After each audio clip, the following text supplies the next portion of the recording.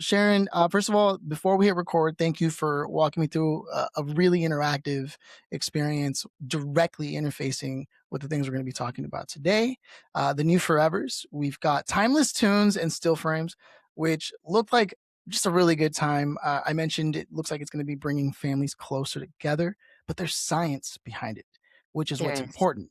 Because there's a lot of games that people can get on the stores, and it's supposed to make you smarter and an alternative to social media. But this is really, it's real, and it's about family, and there's science behind it.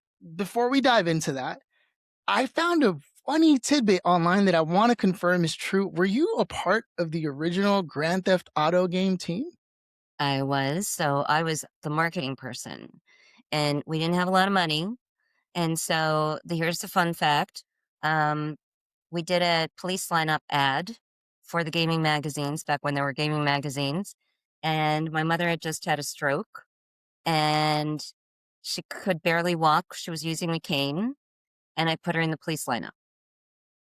So she will live in infamy in being in a Grand Theft Auto launch ad. Oh man, that's epic. First of all, that game changed gaming forever. Yeah, and they were trying to So get it banned, yeah. they were trying to get banned? Yeah, Parliament had a bill, trying to get it banned, and Congress was following their lead, and so, what really happened because of that game was I went and talked to a psychologist, and I said, "Is this game gonna turn people into hooligans?" Right? Because that was the whole Right. kerfuffle, right? And she was like, "No, I mean, when you're 15, 16, you're trying to figure out what's good, what's evil, and doing it in the safety of a game is a lot better than going out in the street and doing it there." And so it stuck with me in a big way. And well after that, I started pursuing what else could we put into this fun gaming experience that you could good things could be happening and you wouldn't even realize it, right? You could be having fun and learning and tapping memories and connecting with people because we've been connecting through games forever before there were video games and digital games, right? I mean, who doesn't like to beat their parents at, checkers, right? Right. So finding new ways to use the joy and fun that games bring, the connection that it brings to address other things just was an idea whose time has come, and I'm just lucky to be a part of it. No, I think it's brilliant. I remember specifically growing up how they would say, video games are going to rot your brain just like soda, and the list goes on. And now we have, gaming competitions, and people have entire careers out of it. Did you ever see this coming as your career began to take fruition? No. Well, first of all, I've been a part of emerging industries my entire career. So there was nothing I could do to prepare to go into sports marketing, entertainment marketing, video games. It just didn't exist. And I was super fortunate to be part of it when it emerged. And the beauty of being a part of emerging industries, well, it's yin yang, right? The beauty is there's no playbook. It's you, your wits, your strategy, right? And your tenacity. And then the flip side of that is it's pretty easy to fail. And so um, I think that I got the bug in sports marketing in 79, and I worked on baseball's youth program, Pitch Hit and Run. And I sent a bunch of kids to the All Star game dressed up in team uniforms and just got the bug for, I mean, it didn't exist before we created it. The team created it. And just the kids were in rapture, right? Um, they are actually in the Baseball Hall of Fame, if you can believe Wow. that. Just, how lucky am I to have a job that just lets me do things that gives people joy? Well, what I love about what's happening in the conversation so far is, family has been at the center even from the beginning of our conversation, with your mom being on the lineup there. And then, you're involved with children and games and family, and there's this clear thread that seems to be a part of the path that you've walked, and we're only getting started in the conversation, which is great because where I want this conversation to ultimately end up is along those same lines in terms of what's really happening, and sort of the mission behind the new forevers, that you've put together with still frames and timeless tunes. And I wanted to go into something else that's I think relevant for startups that are listening, and that's that I wonder, is it because of your experience being on the marketing team with GTA that you started to build relationships with, like, music labels? And because licensing music, it could be an entire I mean, it's an entire industry in itself, and it's not always easy, especially when you start getting involved with games, and that kinda ties into what Timeless Tunes is doing. So, could you sort of walk me through how much of it is from the relationships you built over time, or how much of it is just out of necessity because of the mission of the new game? So it's kind of stunning when you're an entrepreneur and you have to be enormously resourceful, right? Because you just don't have fistfuls of $1 million bills to throw at stuff. And so a really good friend of mine who I worked with, another throwback, there was a guy who basically created the licensing and merchandising strategy for the Power Rangers. And they he made that company so much money, they bought Fox Kids, right? That's how good an entrepreneur he was. And we have been friends all this time because I put Power Rangers on 33 million packages of Nabisco cookies and crackers. And so we bonded, right? And so he knew somebody who was in the music licensing business. She ran Fox Family Music for about 15 years. And so he connected me to her, and so she is the one who created the licensing structure that we have with 3 music labels: Sony Music Publishing, Sony Music Entertainment, Universal Music, and we've got one more that's about to be signed. And so I only know enough to be dangerous, and that's part of being an entrepreneur too. You have to know what you know and what you don't know, right? And so, having Terry with us to navigate those licenses, the permissions, all of that kind of stuff, we couldn't have done it without her. They're just, again, relationships, family, mission. It's just always clear. And it's funny because being an entrepreneur is one of those things where it doesn't look like the path is clear as it's happening, but looking back on it, Yeah. certain things, and I appreciate you going there with me because it's, a lot of people are constantly facing obstacles and they don't know how to do it. And I love that, it's a relationships situation and people, it's a lost art these days. So I want to get that theme going in this conversation because it's evident in the way things have rolled out.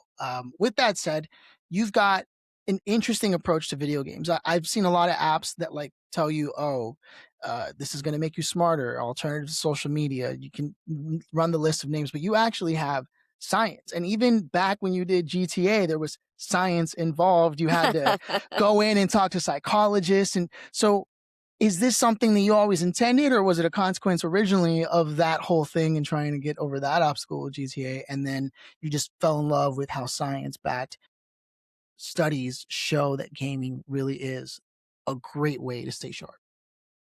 So, I think this industry found me, and, um, you know, what people have learned through games over the years, the focus groups that I've done for first-person shooters and adventure games, all that kind of stuff. It was stunning to me, having worked in other media formats, how much players were taking away from their video game experience. And it wasn't just, how fast can I jam on a controller to beat the boss, right? Meaning the game boss. It was also, um, what's my strategy, right? And, how do I get from here, feed the gnome, look under the rock, get the key, and open the castle, right? There's a lot of strategy involved. There's a lot of experimentation that, we say that this generation doesn't have the attention span. And I say, have you played a video game? That's what I say, right? Because you need patience and you need to stick with it and you need to keep trying different things.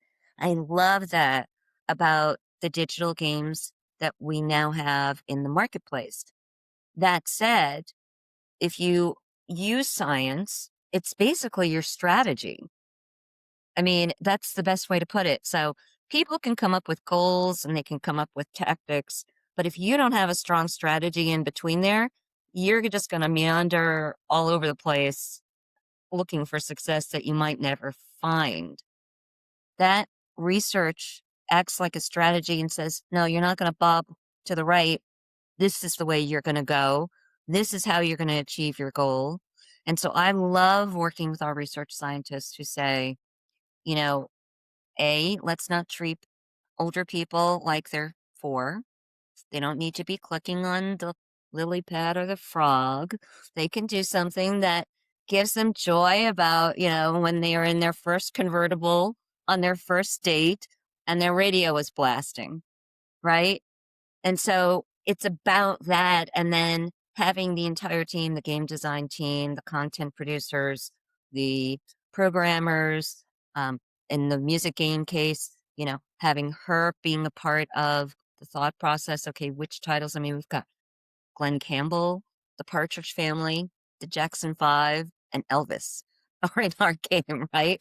So it's a little bit of something for everyone, and that was important too. Couldn't just all be one genre. And so, like I said, there's good game design which says, I really don't want to try to bore you, right? Because then you're going to leave. And then you've got science, which says, if you want to stimulate the memories that are weaker, which are the recent memories, let's use the older memories to give your recent memories some exercise. Because the older memories, especially music, sticks with us because it's the joy, right? And it's been a part of who we are for somebody who's 60 or 70 their entire lives. So, yeah, I love using science because it's just an amazing strategy that you can use. But then you also bring in those wonderful game creators who are like, well, that's not fun, right? So you say, okay, how do we make it more fun? No, it's I know that I happen to know that a lot of entrepreneurs believe in game theory and they try to gamify things. It's even put into the development of apps for creating habits. Gaming games is core, I think, and you alluded to this earlier, to just humanity. It's been around forever if you really look at it.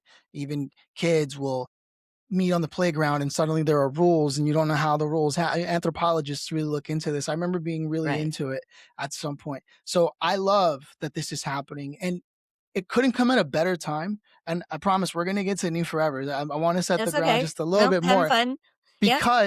because we're now in the age of AI, right? Hmm. And there are a lot of people who are starting their retirement per se, and there's sort of this thing happening where this technology technically could give people that next act, if you will, right? There's another conversation being had because you can do things and now you actually have the time to do all the things you wanted to do. And so it's great that that's happening at the same time as the fact that is, a lot of people when they start having families, they kind of just automatically expect their parents to be babysitters for free or this or that, and then slowly after that they get sent to a nursing home, or it like you slowly fade away from the core central operations of day-to-day life and people. And it's no wonder you start to forget things, and it's a really interesting cycle that happens.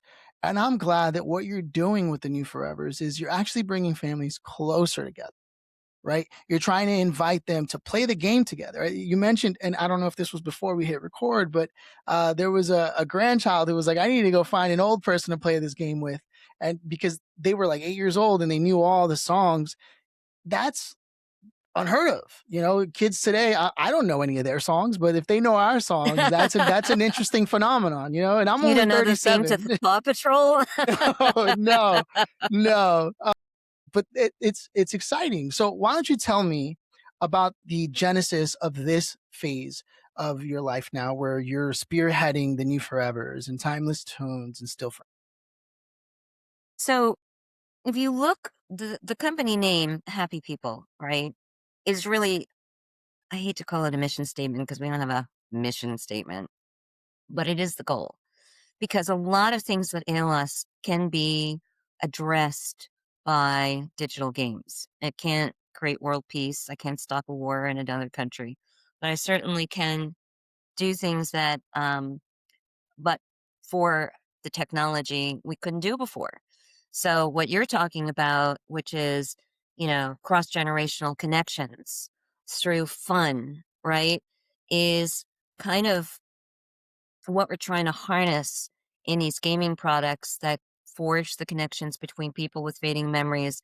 And whether it's a son or daughter, a neighbor, a good friend, like my high school boyfriend is still in touch with me, right? And that connection means a lot. We could play the game together, right? Because it's got music from when we were younger, and he's so competitive. I know he would, right? He'd be really mad if I win. Um, but when you think about everyday people and lives, and we're all everyday people, um, what do we want? We just want to be happy. And so creating solutions for fading memories was important to me because my beloved grandmother didn't know anybody. And in the last 7 months of her life, and the last thing she said to me was good night, and she called me by my name. And I thought, wait a minute. I knew she was still in there, right? And I feel that way about all people who are losing their to have declining memories. They're still in there. What can we do to help draw that out? And let's not in the process make them feel like they're a, a dummy, right? Let's give them some dignity and some joy. And, we had one memory care center who did a focus group with us, and a couple got up to dance when one of the songs was playing. I don't really care if they can remember the song. I'm just glad that they had enough joy to get up and it was spontaneous. There was another guy, had to be mid-70s, who said to me, "Did you just call me new? Nobody's called me new in 40 years," right? Which is why we created the brand, the New Forevers, instead of this is for 65 plus, right? We don't need to be numbers, right? Again, respect, dignity, joy. That's really what we're trying to do.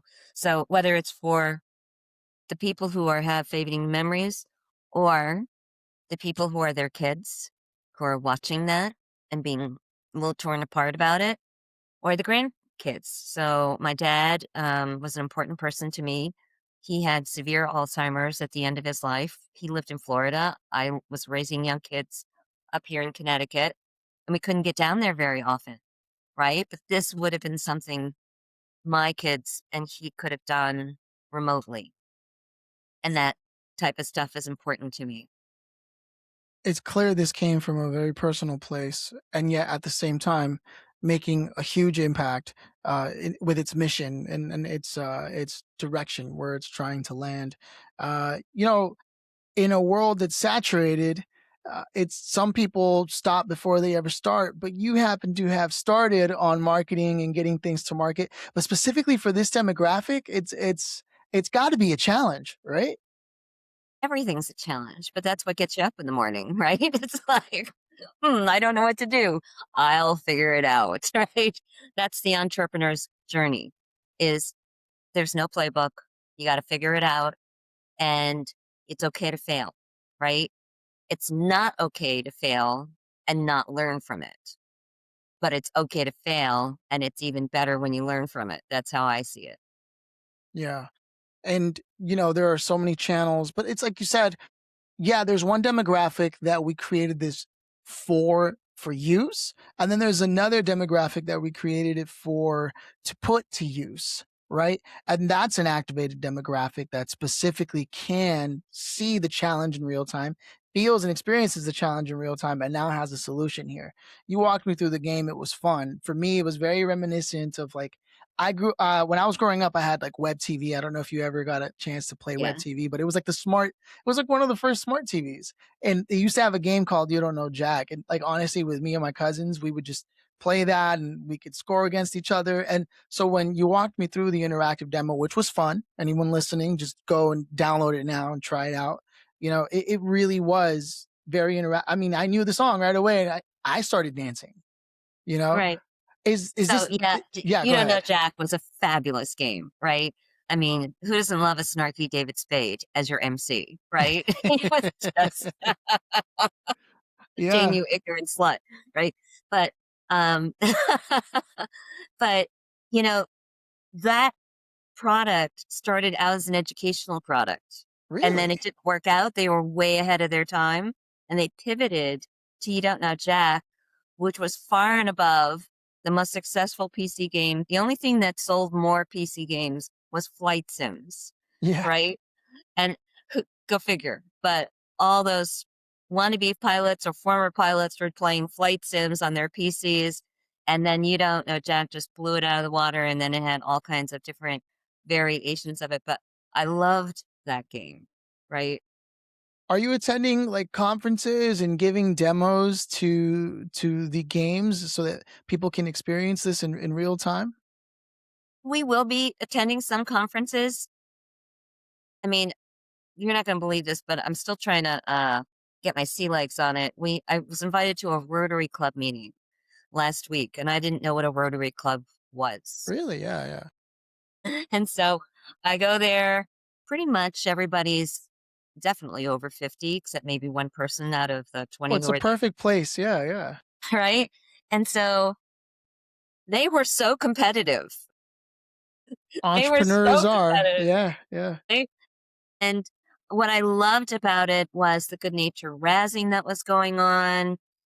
Well, if she could guess it in 10 seconds with 3 clues, I can guess it in 10 seconds with 1 clue, right? And that's how you know you have a good product, right? When you've got people who are really into it and, um, doing a little throwdown. Why don't we talk about the product mechanics a little bit? I mean, we know that you have science-backed, information guiding the development of this product, and in my head earlier, I was thinking to myself, "Is this related to when someone loses a portion of their brain through some accident, they can still, let's say they can't speak, but if they learn to sing, and suddenly they can learn to speak again?" Is this sort of related to that part of the brain? Have you ever heard of that, or It depends. Yeah, no, I'm familiar with what you're talking about, and what's interesting is the one with the pictures, still frames, right? I've had a group who works with kids with neurodivergent challenges, Asperger's, that kind of thing. Um, so in an Asperger's kid, they have a hard time articulating their feelings, but a visualization of how they're feeling could work. And then I just had a call yesterday with someone who works with kids who are at risk, and same kind of problem, difficulty expressing their feelings. I mean, the thing about moving around images is it sometimes shuts off the noise that's going on in your mind and just lets your body and all its muscle memory and feelings start creating a picture of how you're feeling. So I think there will be different use cases for the products. And again, however they want to use it is fine by me, as long as it's bringing some joy and usefulness. So the science behind it. So we started out with elevating mood because geriatric depression is a thing. And when you start getting some memory decline, it creates a slippery slope. So when you think about it, I can't remember who I am or who you are. I'm probably going to get a little depressed, right? And the depression accelerates the symptoms of dementia and Alzheimer's. So the more that we can do to improve joy and dignity, the better it is for everybody. And on the still frames one, I talked to a brain scientist at University of California, Irvine, who said that he said that Timeless Tunes was definitely going to work because those music memories are super sticky. And that's what we're tapping into. And that's why we do original recordings and not knockoffs. But for the um, still frames product, he called it, let me get this right, autobiographical generative memory accessing, which basically means trying to stimulate your memory by putting an image of me in there in my Easter bonnet when I was 3, right? To see if you can start remembering the other things that were part of that era. And even if I can't, does it matter? We're just doing something fun together. That's how I and see th it. and that opens up again, it sort of counteracts all the internal neurochemicals from the stress of not knowing who you are. And at that point you realize it doesn't matter if I know right now, I know what I'm doing right now, right? So there's it's like basing people in reality. Is that what's happening psychologically? And I mean, it can be different for different people, right? So on the one side, um, I can create images and then just leave them there for my mom. It might be funniest family vacation, right? And I can do it with her and show her how I'm choosing the images and then give her that finished still frame and let her stare at it. And even so, you make memories until you die. Okay. Yeah. I can create a new memory of an old memory I can't remember, Uh, right? So there's always a way to, let's call it, work around whatever is the obstacle to whatever is ailing you. I've found that some of the memories that people are creating are also as fun for the people who are creating them as they are for the person who can't remember them. Brings me back to, fun times I had with my mom and dad. We've had older people say, I'd like to use it to show my grandkids a little bit about my younger life or pass wisdom in. We were trying to get some Yogi Berra quotes in here. Couldn't get the estate um, to react, but really? listening, I'd love to have some Yogi Berras in here because Absolutely. Hey, boo boo. right? So anyway, there's all kinds of ways that we can stimulate memories and bring some joy. It doesn't have to be the way. There are lots of ways. And that's the beauty of research science, right? Science is very specific about what doesn't work. And it gives you some latitude on what can work. And it lets us manipulate it until it becomes actually engaging and fun. Yeah, I mean, crossword puzzles are fun from the newspaper, but a video game like this on a tablet can put the grandchild and the grandparent on the same couch, interacting, having fun, building new memories, and then reminding them of when they were a parent, and the list goes on. I mean, I can see how these things, first of all, enhance quality of life, right? Yes. Just at a baseline, which is something that we don't think about until we have to think about it, and then maybe we can't think about it anymore.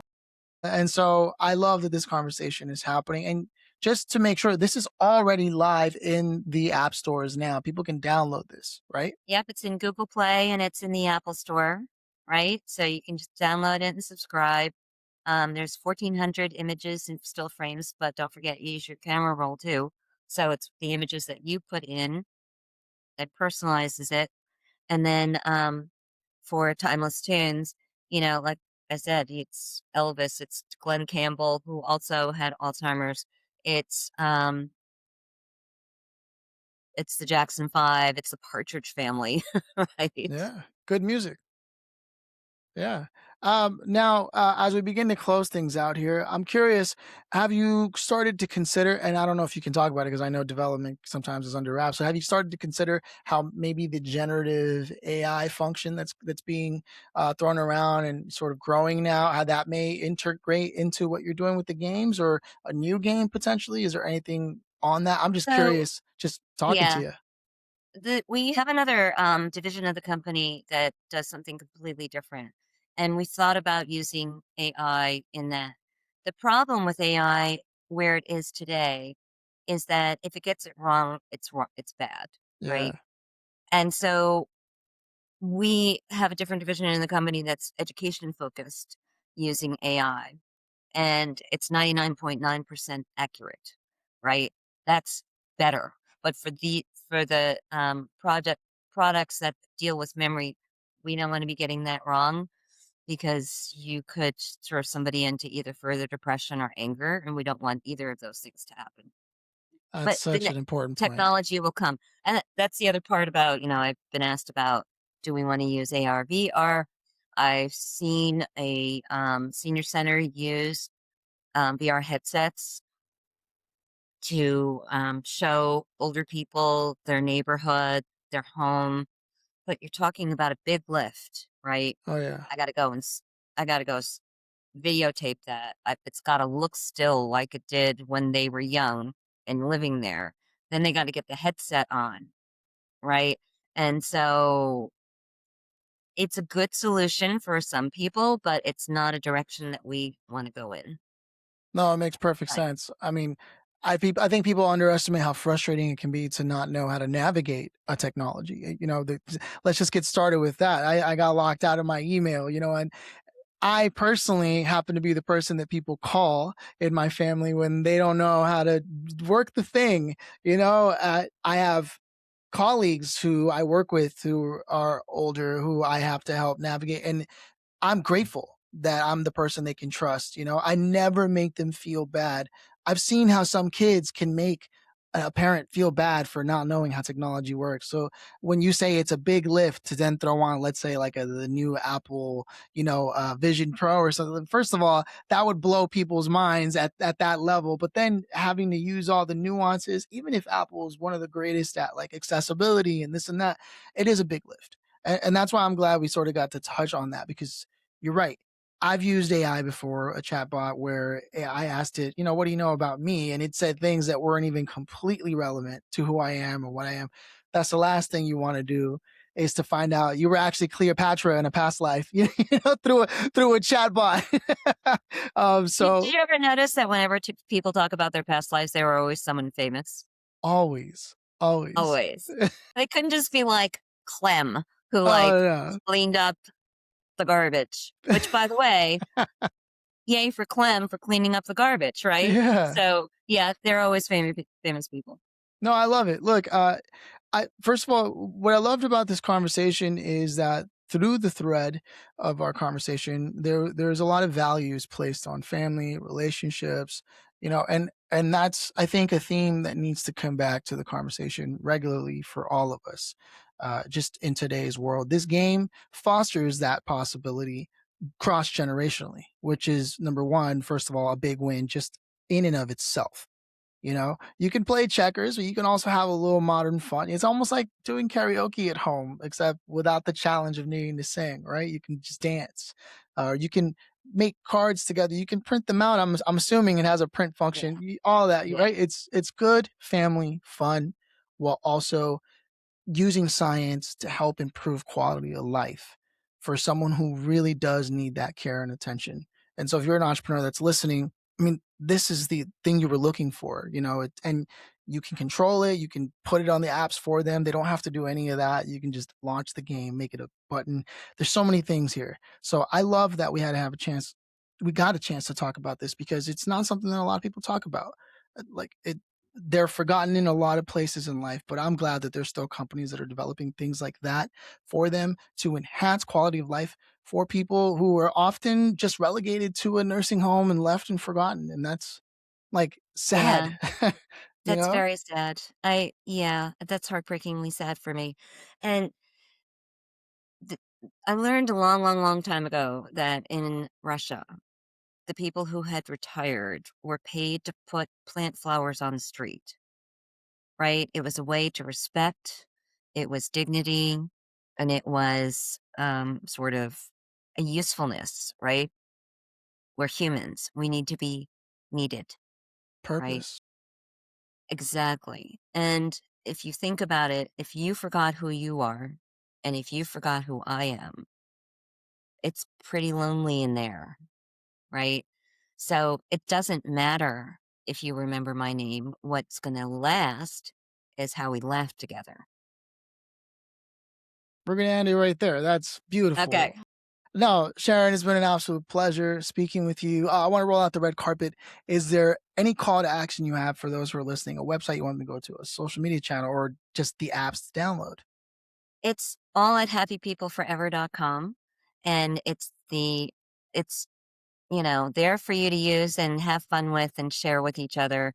And I don't think, as my grandson said, I don't think you have to be old to play it.